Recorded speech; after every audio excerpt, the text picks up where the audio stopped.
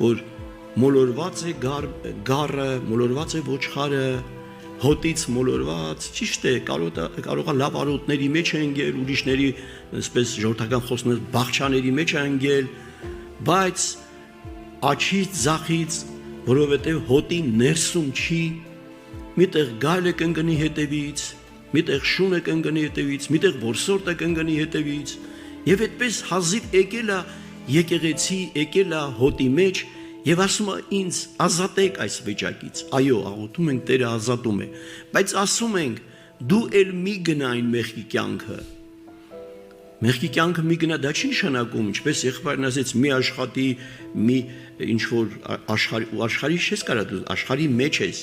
բայց դու եւ դրա հետ միասին աշխարհի մեջ լինելով դու հոտի մեջ ես, դու Հիսուս Քրիստոսի այրունով գնված ժողովրդի մեջ ես, եւ այստեղ ինչ կարդացի